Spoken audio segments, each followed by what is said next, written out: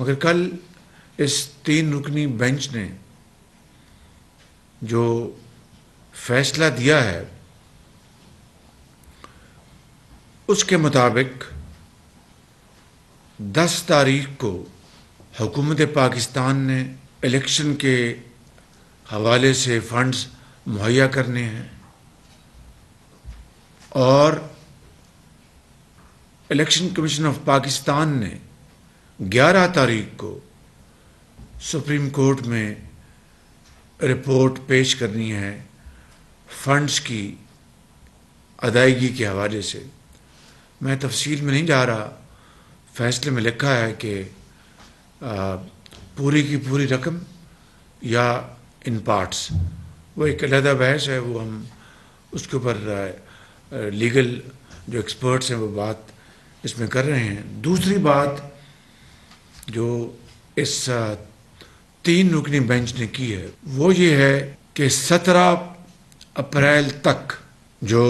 پنجاب کو سیکیورٹی مہیا کرنی ہے پولیس کے حوالے سے الیکشنز کے دن،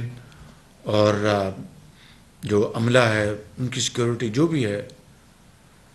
اور وفاق نے جو فوج اور رینجرز مہیا کرنی ہے، اس حوالے سے 17 اپریل تک حتمی رپورٹ وہ پیش کی جائے گی بذریعہ چیف الیکشن کمشنر۔ اور کے پی کے حوالے سے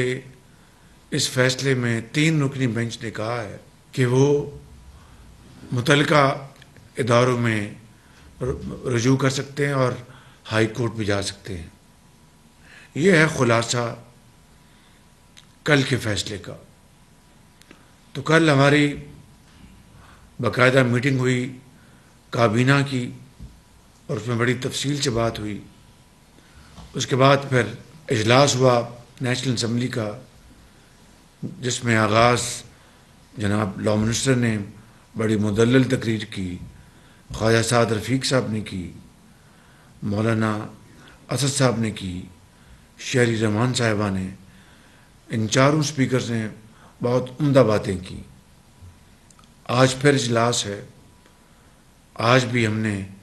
سپیکرز وہاں پر گفتگو کریں گے، کل بھی اجلاس ہوگا۔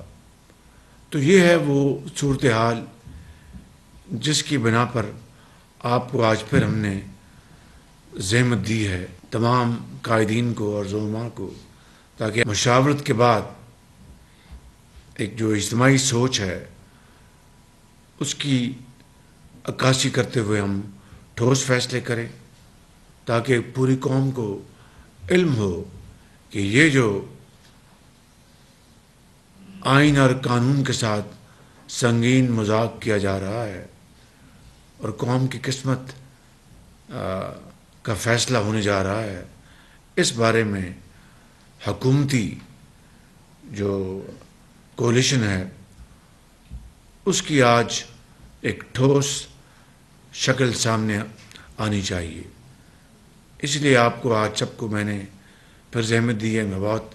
ایک مرتبہ آپ کا شکر گزار ہوں۔